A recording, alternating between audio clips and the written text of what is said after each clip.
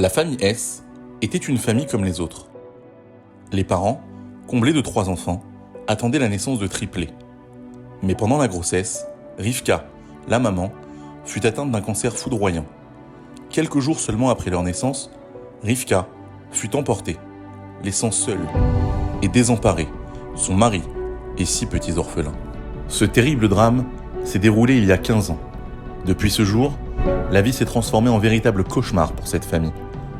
Au lendemain de l'enterrement, les 3 grands-enfants ont été placés dans des familles d'accueil car le père n'était pas en mesure à la fois de travailler, élever ses 3 enfants et s'occuper de 3 nouveau-nés.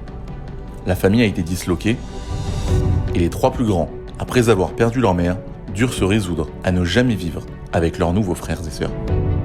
Les triplés sont aujourd'hui adolescents et l'un des enfants souffre d'une maladie qui génère des frais médicaux importants. Le coût mensuel des soins est très élevé et le père est de nouveau dans la tourmente. Combien de pleurs et de cris de détresse ont retenti dans ce foyer? Combien de larmes ont coulé? Rivka, leur maman, les entend du ciel et prie pour eux. Elle prie pour ces orphelins qu'elle n'a jamais pu serrer contre son cœur. Ils le disent, c'est en regardant la photo de leur mère que les enfants reprennent du courage. Le père est criblé de dettes et ne sait pas comment sortir de ce tunnel infernal. Et ce sont les 3 grands-enfants de la famille qui ont décidé de venir en aide à leur père sans que celui-ci le sache. Cette histoire a été rapportée au grand de la génération, le Rav Chaim Kanievski. Ne pouvant rester insensible, le Rav a pris le problème à bras-le-corps et a réuni 3 éminentes personnalités qui connaissent de près cette famille en détresse. À l'issue de la réunion, le Rav Kanievski a demandé à ce que le peuple d'Israël puisse se mobiliser pour venir en aide à ces orphelins. Il a écrit une lettre toute particulière à ceux qui viendront en aide à cette famille. Toute personne qui aidera cette famille méritera mesure pour mesure une longue vie et cette promesse sera valable pour toutes ces générations.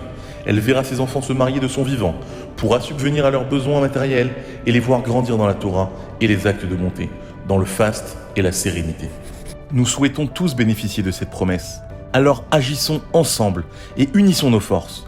Lors de la réunion, le Rav Chaim a fixé le montant du don à 100 € afin de créer un fonds d'aide spécial. Mais toute aide est importante. Il s'agit de besoins vitaux, loyer, alimentation, frais médicaux de l'enfant malade. Cette famille risque de sombrer à chaque instant. Mobilisons-nous et qu'Hachem fasse que nous soyons toujours du côté de ceux qui donnent et jamais de ceux qui reçoivent. אמא שלי נפטרה לפני 15 שנה, היא נחלה כשאני נולדתי, היא קיבלה את המחלה הסרטון.